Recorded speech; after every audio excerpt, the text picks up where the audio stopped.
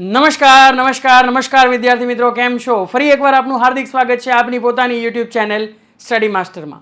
વિદ્યાર્થી મિત્રો, આપણું જે પ્રશ્નપત્રનું પરિરૂપ છે તે થોડું ચેન્જ થયું છે. ધોરણ 11 માટેનું પ્રશ્નપત્રનું પરિરૂપમાં થોડો બદલાવ થયો છે. તો આજના વિડીયો લેક્ચરની અંદર શું બદલાવ થયો છે તેને આપણે વિગતે સમજીશું. વિદ્યાર્થી મિત્રો, તમારા જે સિનિયર છે, બરાબર, કે જે વિદ્યાર્થીઓ હાલ ધોરણ 12માં અભ્યાસ કરે છે, તેમણે જે પદ્ધતિથી જે પેટર્નથી એક્ઝામ આપી હતી તે પેટર્નથી તમારે એક્ઝામ આપવાની નથી. તમારે થોડી અલગ રીતે પરીક્ષા આપવાની છે.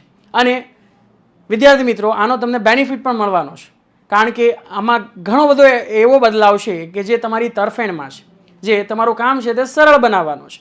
તો વિદ્યાર્થી મિત્રો, અહીંયા તમે ડાબી બાજુ જે છે તે ગયા વર્ષનું પ્રશ્નપત્રનું પરિરૂપ છે, અને આ જમણી બાજુ જે દેખાય છે તે આ વર્ષનું લેટેસ્ટ પ્રશ્નપત્રનું પરિરૂપ છે.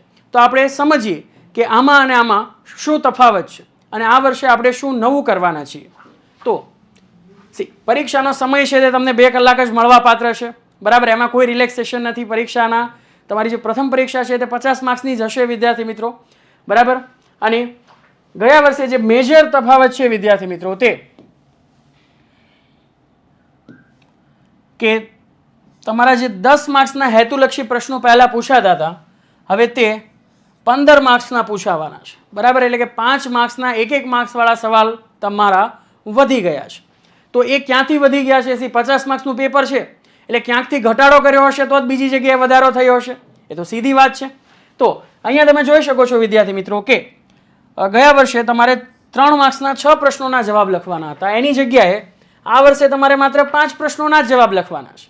એટલે કે 3 માર્ક્સ તમને ત્યાંથી મળી ગયા. અને ગયા વર્ષે વિદ્યાર્થી મિત્રો તમારે 2 પ્રશ્નો છે તે 5 માર્ક્સના લખવાના હતા, એની જગ્યાએ આ વર્ષે તમારે 2 પ્રશ્નો 4 માર્ક્સના લખવાના છે. એટલે કે 4 માર્ક્સનો એક અને અહીંયા 5 માર્ક્સનો એક, એવું સમજવું, બરાબર છે. એટલે કે એક માર્ક્સ તમને 2 માર્ક્સનો અહીંથી બેનિફિટ થયો અને 3 માર્ક્સનો ઉપરનો, એટલે કે 3 ને 2 ટોટલ 5. એટલે કે આ 5 માર્ક્સ છે તે હેતુલક્ષીમાં ઉમેરાયા છે. એટલે કે એક માર્ક્સના સવાલ છે તે તમને વધારે મળશે, બરાબર. અહીંયા 5 માર્ક્સ કપાવાનો ડર હતો, બરાબર, એ હવે 4 જ થઈ ગયો. અને 3 માર્ક્સનો એક આખો પ્રશ્ન નીકળી ગયો. ઉપરાંત બીજી મહત્વની વસ્તુ છે તે શું છે વિદ્યાર્થી મિત્રો? તો પાર્ટ બીમાં, બરાબર, હેતુલક્ષી પ્રશ્નો પછીના જે તમારા સેક્શન બી સી ડી છે તેમાં ગયા વર્ષે તમારે આંતરિક વિકલ્પો આપવામાં આવતા હતા, બરાબર. એટલે કે તમને આના અથવામાં આ એવી રીતે તમને સિલેક્શન આપવામાં આવતું હતું. પણ હવે અહીંયા વિદ્યાર્થી મિત્રો તમારી સામે જનરલ ઓપ્શન્સ હશે, બરાબર. એટલે કે તમને અમુક એક સવાલ આપેલા હશે અને આમાંથી તમને આવડે છે એ 5ના જવાબ આપો, તમને આવડે છે એ 3ના જવાબ આપો, તમને આવડે છે એ 2ના જવાબ આપો, બરાબર. એટલે ઇન્ટરનલ ઓપ્શનની અંદર શું થાય કે 2 ના આવડતા હોય તો આપણું બધું જાય, 2 બગડે. ઘણીવાર કેવું થાય વિદ્યાર્થી મિત્રો કે ઇન્ટરનલમાં જે 2 આપેલા હોય એ 2 આવડતા હોય, પણ એના પછીના પ્રશ્નના જે 2 પ્રશ્નો હોય ઇન્ટરનલવાળા એ ના આવડતા હોય, એટલે કે આપણને લોસ જાય, બરાબર. પણ અહીંયા હવે એનો તમને ફાયદો થશે કે અહીંયા જનરલ વિકલ્પ છે, એટલે કે તમને બધા પ્રશ્નો તમારી સામે હશે, બરાબર. તમારી પાસે ઘણી બધી ચોઇસીસ હશે, આમાંથી તમને જે આવડે છે તે તમારે લખવાનો છે. ઓકે, તો આ એક મેજર વસ્તુ છે તે તમારે ધ્યાનમાં લેવાની છે. ચલો, હવે પ્રકરણ વાઇઝ જો આપણે વાત કરીએ તો વિદ્યાર્થી મિત્રો જો ગણ છે તેનો પ્રકરણ દીઠ ગુણભર 5 છે, એમાં કોઈ બદલાવ નથી. સંબંધ અને વિધેયમાં 5 છે. પણ અહીંયા તમે જોઈ શકો છો કે જે ત્રિકોણમિતીય વિધેય છે તે 14 હતું, હવે તેની જગ્યાએ થઈ ગયું છે 10નું, બરાબર છે. એટલે એની અંદર 4 માર્ક્સનો ઘટાડો આવ્યો છે. તો એ ઓબ્વિયસલી 4 માર્ક્સનો અહીંયાથી ઘટાડો થયો હશે તો ક્યાંક વધારો થયો હશે. ઓકે, ચાલો જોઈએ. હવે આ સંકર સંખ્યાઓ અને દ્વિઘાત સમીકરણ જે 6 માર્ક્સનું હતું તે હવે થઈ ગયું છે 7 માર્ક્સનું, એટલે કે 1 માર્ક્સ છે અહીંયા સચવાઈ ગયો છે, બરાબર. સુરેખ અસમતાઓ જે 5 માર્ક્સનું હતું હવે તમારી પાસે 5 માર્ક્સનું જ છે.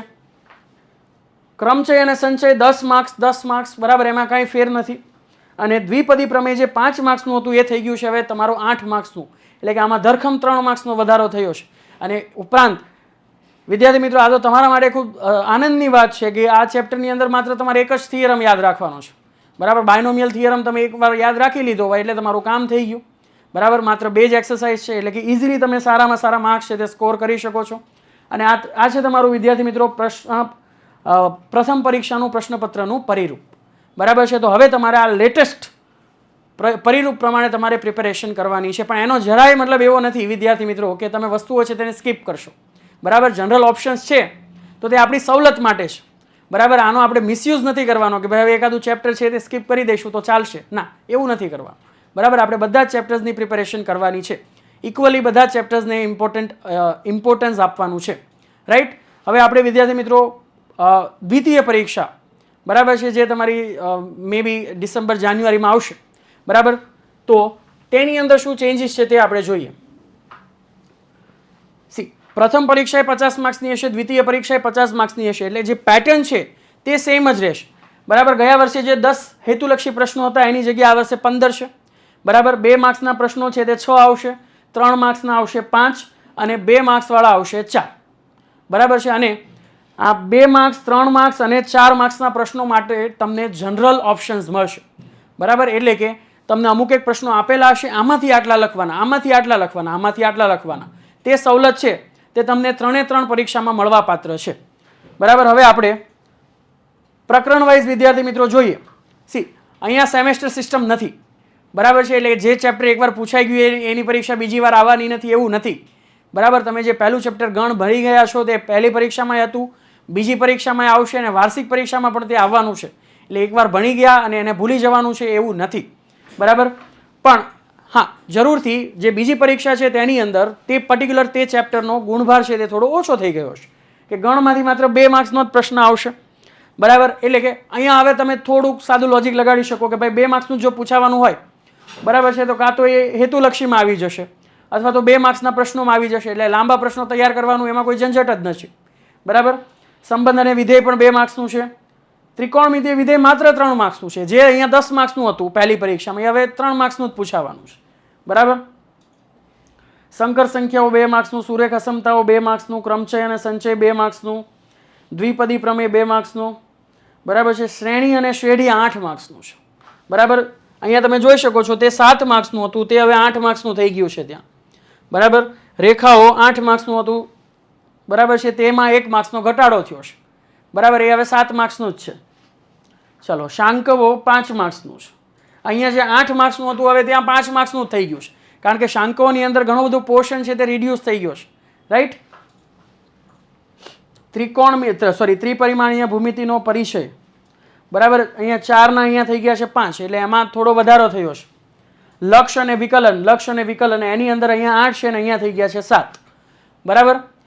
અને અહીંયા એવું જરૂરી નથી કે ભાઈ આ પ્રકરણમાંથી આટલા જ માર્ક્સનું પૂછાશે. અહીંયા જો તમને યુનિટ આપેલા છે તો યુનિટ વાઇઝ એ લોકો માર્ક્સનું સેટિંગ આમ તેમ કરી શકે છે બરાબર. બધી વખતે કે પેપર સેટર એવી રીતે જ ના સેટ કરે કે ભાઈ આમાંથી 2 માર્ક્સનું પૂછવું એટલે આમાંથી 2 જ માર્ક્સનું પૂછવું. હવે અહીંયા તમે જોઈ શકો છો કે ભાઈ પહેલા 3 ચેપ્ટર્સ છે તે એક યુનિટમાં આવે છે, હવે આખા યુનિટમાંથી 7 માર્ક્સનું પૂછાવા પાત્ર છે, તો હવે એની રીતે થોડું સેટ કરી શકે કે ભાઈ આ 2 ને 2 4 ને 3 7 છે બરાબર, તો આમાં 1 કરી નાખે અને આમાં 3 કરી નાખે એવું શક્ય છે બરાબર. એટલે કે યુનિટ દીઠ ગુણભાર છે તે પેપર સેટર છે તે પોતાની રીતે બદલી શકે છે, પણ મોટે ભાગે આ રીતનું તમારું પેપર છે તે આવતું હોય છે બરાબર.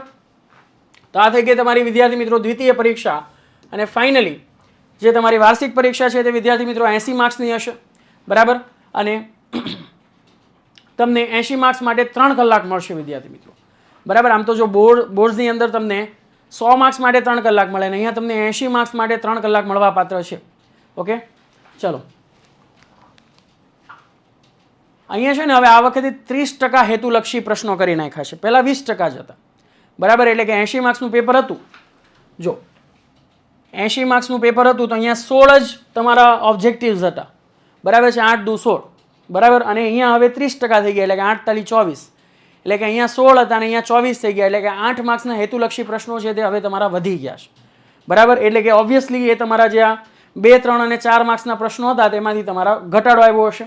જો હવે અહીંયા તમને 8 પ્રશ્નો છે તે 2 માર્ક્સના તમારે લખવાના છે, 8 પ્રશ્નો છે તે તમારે 3 માર્ક્સના લખવાના છે અને 4 પ્રશ્નો છે તે તમારે 4 માર્ક્સના લખવાના છે બરાબર. હવે 4 જનરલ વિકલ્પ સાથે, એટલે કે તમારે 6 માંથી ગમે તે 4 લખવાના છે બરાબર. તમને મન પડે તે તમારે 4 લખવાના છે, તમને મજા આવે તે તમારે 4 પ્રશ્નો લખવાના છે.